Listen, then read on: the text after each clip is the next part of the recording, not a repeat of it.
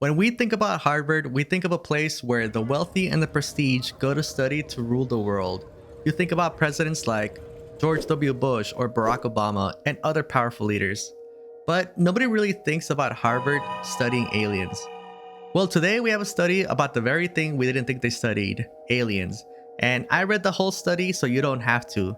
And I will go through every single page of the study, page by page. So here's my SparkSuns version of the study, so you can use it for your own research paper or whatever you gotta use it for. But now that we got that out of the way, is this paper really out there as everybody says it is? Well, let's find out. Page 1, we have our abstract, like every research paper has. Now, the purpose of the paper is to explain away UFOs. And the paper mentions that there's two popular hypotheses for the phenomena of UFOs. The first is a conventional terrestrial explanation, which just means that UFOs are human-made technology that we haven't seen or misidentified in some way. The second is the extraterrestrial explanation, which just means that an advanced civilization from somewhere in outer space is piloting these UFOs, and they use non-human intelligence, which he calls NHI here. But in the paper, he wants to propose a third hypothesis, which is the idea that cryptoterrestrials are responsible for the UFOs. And he defines cryptoterrestrials as aliens that live underground and have always lived there, they've always been there, nothing's changed. Now in this paper, the author mentions that this is a very controversial theory, but that as scientists, we should be open to every single option out there. So it's kind of like a disclaimer saying, hey, I know this is crazy, but I'm posting it in anyway. Which I understand why he put it in there, especially since they took down the paper after it got so much popularity and everybody started memeing it. But that's page 1. Page 2, he starts talking about how this is like a very silly theory, but it's also the most probable.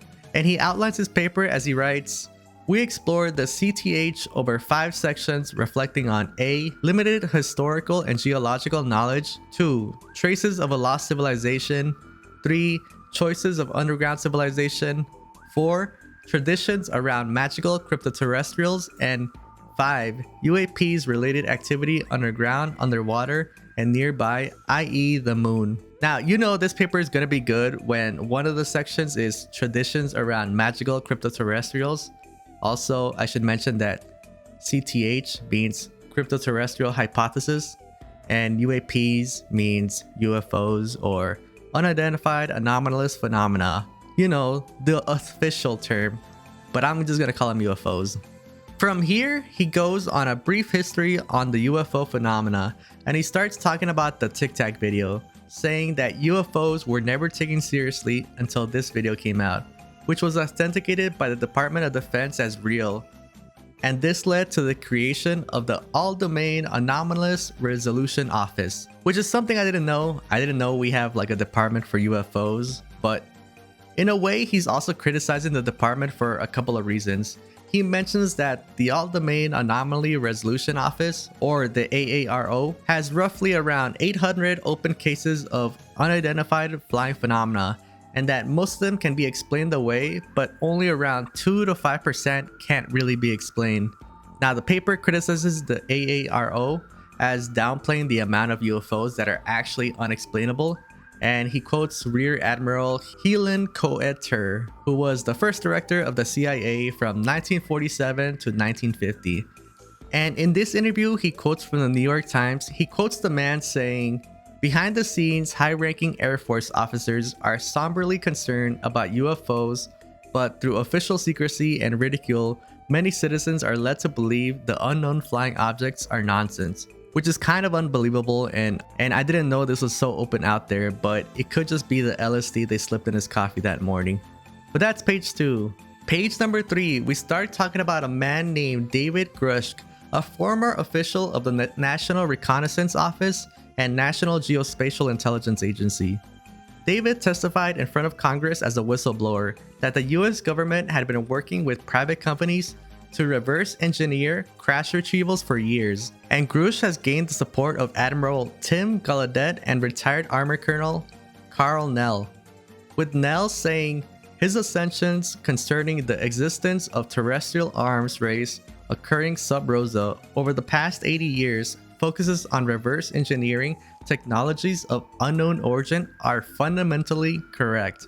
Which is a weird way of saying that he's right. I mean, just say that he's right. All these government officials are always talking in code, which I know why they do it, but it's kinda dumb. David's claims were taken seriously. An Unidentified Anomalous Phenomena Disclosure Act was introduced to the House of Representatives, which involves the declassification of government documents about the matters of UFOs and extraterrestrial matters.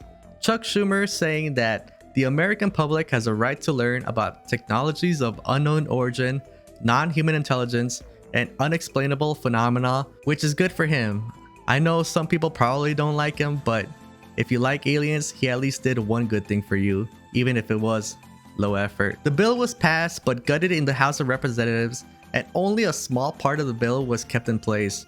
I wonder how many dirty secrets were thrown into the House of Representatives just to stop this bill. Makes you wonder. A new resolution was added calling for a board who would determine what can and can't be released. And the new resolution is supposed to be voted on June of 2024, so around this time. Now, I did some research on this, and this doesn't have anything to do with the paper, but I did some research on that bill.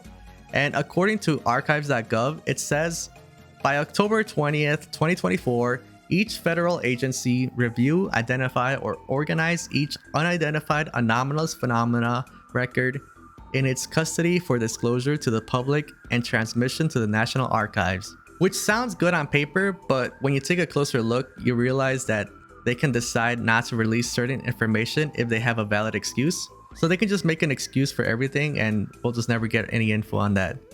But yeah, politics is kind of hard.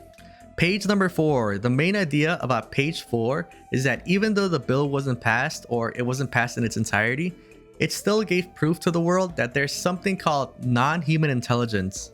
The bill outlines that UFOs will fall under 2 categories: conventional terrestrial origin, which is human technology, or terrestrial origin, which is aliens. Now, he focuses on this bill because the Disclosure Act defines non-human intelligence. The craziest part about the bill is that NHI is mentioned 22 times, with a specific quote from the bill saying what NHI is. And the quote goes, "Any sentient, intelligent, non-human life form, regardless of nature or ultimate origin, that may be presumed responsible for unidentified anomalous or which the federal government has become aware," implying that there are more than 2 classes of explanation for UFOs. So the author is saying that there could be more than one type of alien, and the author then goes to talk about some eyewitness accounts of non-human intelligence and how it relates to UFOs. With one of them being a researcher named Ross Coulthart, who gave an interview in News Magazine in 2023 when asked if he was concealing the existence of this planet of alien life. And he says, "I don't necessarily want to denote origin. I don't think we have all the data to say, oh, they're coming from this certain location." But then in a different interview, he starts talking more about aliens. And this is what he says. "These aliens are not much more advanced than us." He says, "If I'm a betting man, some of these NHIs, they're similarly as advanced as us, but they just have an asymmetric evolution or whatever. They went a different path. Where we made nuclear weapons and stuff, they ended up making civil propulsion kinds of equivalent discoveries where they're able to do this now," which is kind of funny because it's kind of like these aliens just went down to one side of the tech tree and just rushed intergalactic travel.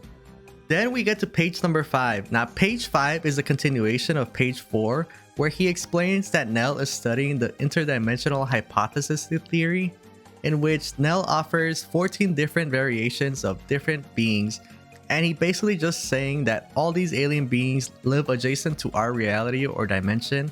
Now, I'm not the sharpest tool in the shed, so I had trouble deciphering what he actually meant here, but he has this cool little chart for identifying all these different types of aliens. So maybe somebody smarter than me could explain it to us in the comments about what page 5 is about. But from here, we finally get into our hypothesis, the cryptoterrestrial hypothesis.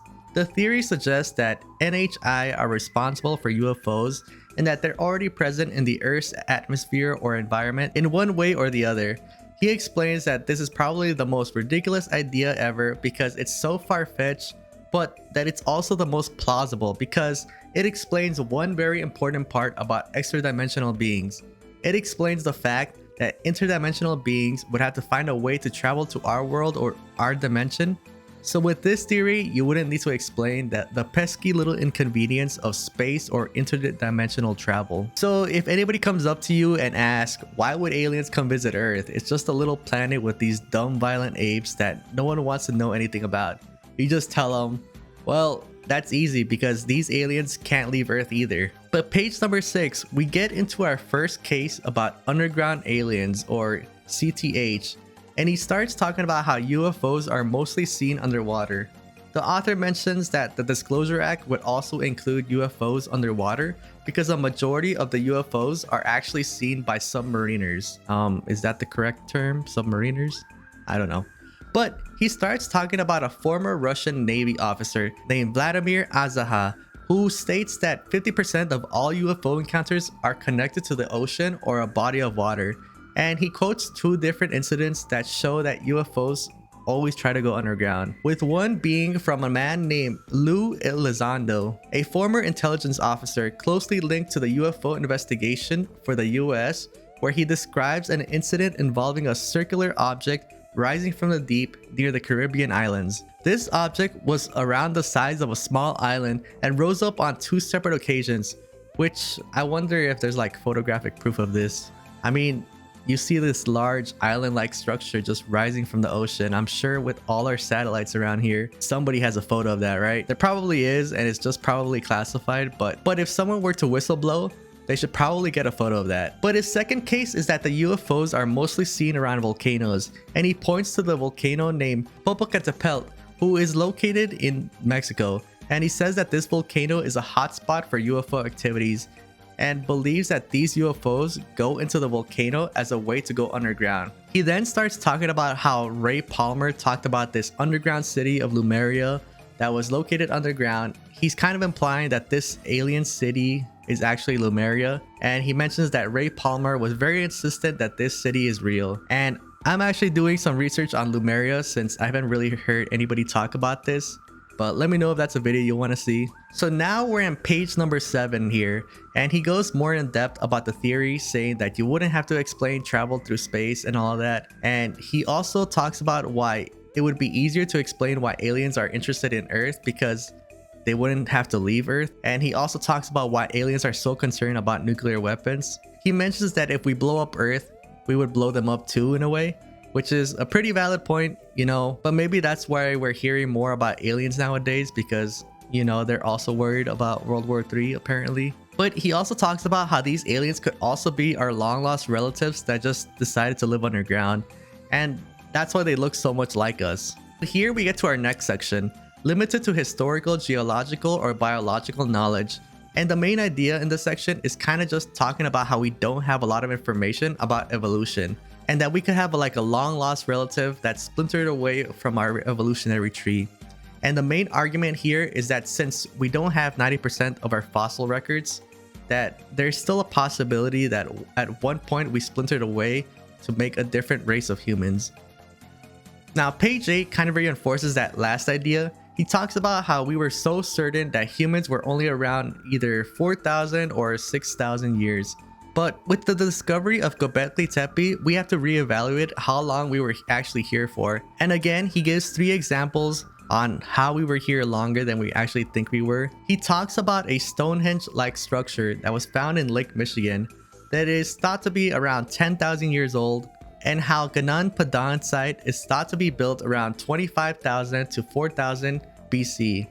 Now, I have heard that that's actually not true, although I haven't really looked into it, but I'm not here to fact check this. I'm just here to present it to you guys, so I should have probably said that in the very beginning of the video.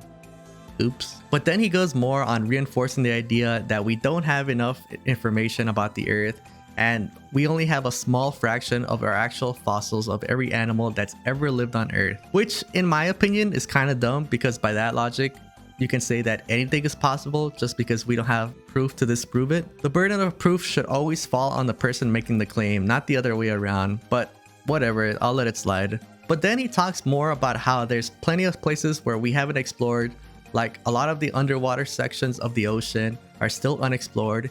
And he also talks about how the Alaskan Triangle is also unexplored. And from there, he then jumps to talk about how we haven't really explored Mars. And he talks about something that kind of caught my eye. He talks about this photograph of a record of debris from an extraterrestrial spacecraft, partially buried bones, and a body of a humanoid stretched out in what looks like to be a cushion. And according to him, this was taken from the NASA telescope that was looking at Mars at one point. Now, he goes on to mention that this could just be an example of pareidolia, which is the idea that our brains just see stuff at a randomness, but it leads to the idea that we haven't really explored anything and there's still a lot for us to search for. Now, page number 9, we lead more into the idea that not everything is explored, and he goes on to the idea of a shadow biome. Now, in the paper, he talks kind of in depth about the shadow biome, but basically it's just a theoretical idea saying that there's this underlying biome in the molecular level that cannot be perceived with our current tools. And he gets this idea saying that a lot of the jellyfish UFOs could actually be part of the shadow biome. And like I said before, I feel like this whole section is kind of dumb because you're just kind of speculating that anything is possible just because we don't have proof that it doesn't exist. But that's just me. And from here we get into our next section, traces of the lost civilization. And the main idea here is that every single culture pretty much shares the same legends. And he talks about how scientists have dismissed these legends as myths, but that it could actually be an unsophisticated way of preserving history. And he points to how every single culture has a flood myth and points to the Sumerians, the Greeks, and the Bible. He then points to the story of Atlantis, saying that Atlantis is very similar to another story by the Cretes of a group of highly advanced bronze civilization that lived on an island, but were ultimately killed by a volcano that erupted. Then from here, he points to Yonaguni, which is like the stone-like structure that was located outside of Japan that kind of resembles Atlantis. And that's page number 9.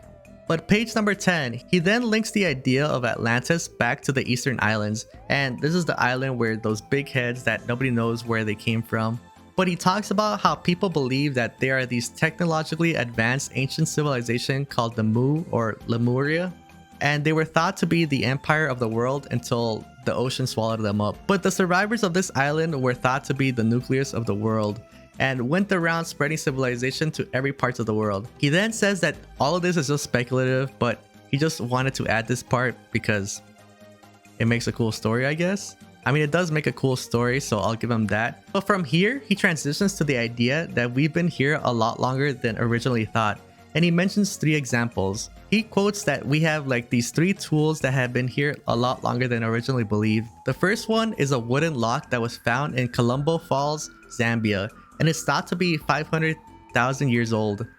The second is a fossilized imprint of a wheel found in Ukraine in a coal mine, and that one is thought to be dated around 3 million years ago. And the third one is a 2-centimeter screw embedded in a rock found in Russia, and that one is thought to be 3 million years old. Oh, and there's also a book that is found in Western Australia that is thought to be around 350 million years old. Now again, I don't know if this is true. This is just what the paper says, and I'm not the Harvard researcher guy. This guy is.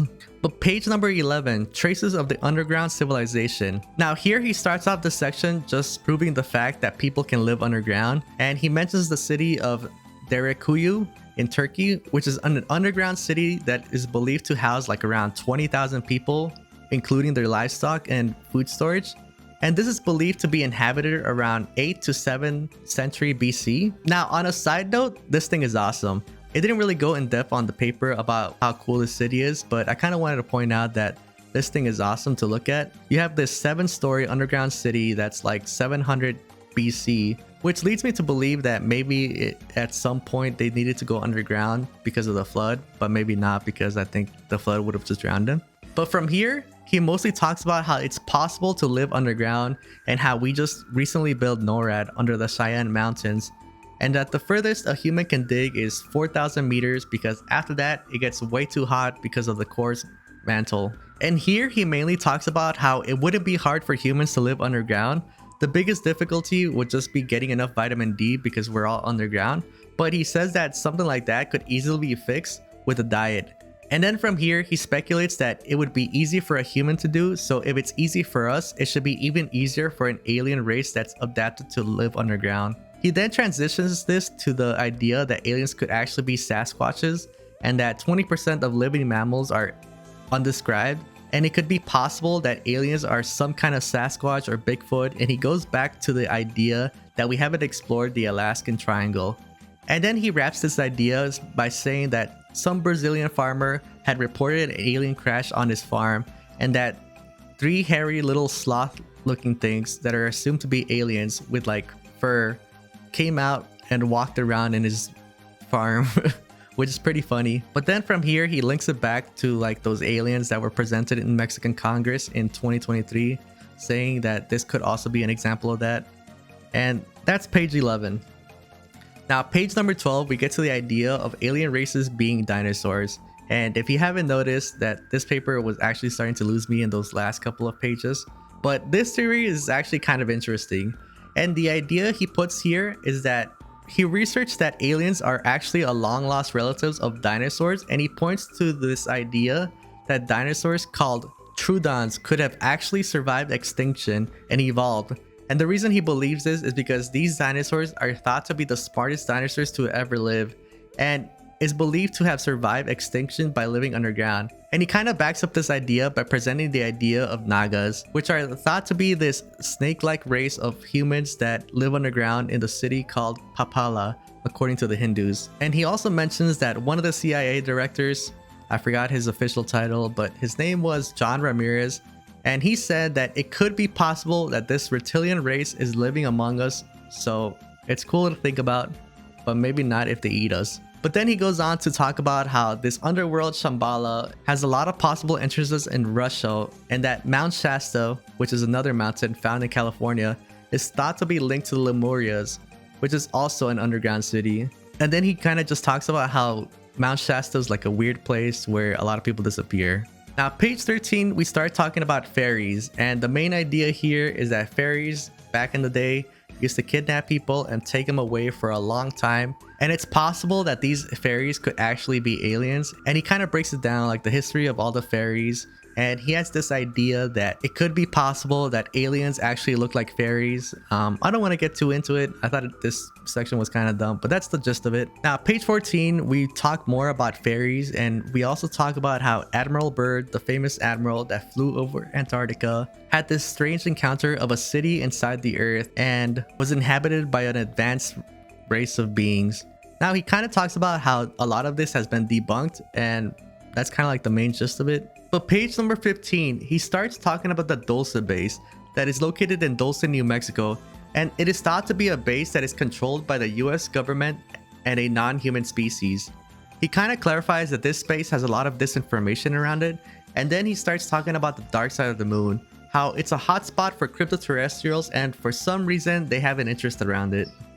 It is believed that the moon is an artificial construction by non-human species, and that 2 NASA whistleblowers named Carl Wolf and Ken Johnson claim that there is more conclusive evidence of a potential base in the moon, which NASA allegedly concealed. The Apollo astronaut, particularly Edgar Mitchell, has also spoken out about this encounter with NHI spacecraft and the recovery of body of extraterrestrial beings.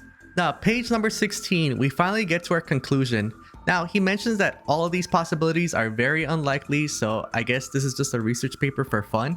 But he concludes it with these 4 theories. Theory number 1, human cryptoterrestrials, a technologically advanced ancient human civilization that was largely destroyed long ago by a flood or something, but continued to exist in remnant form.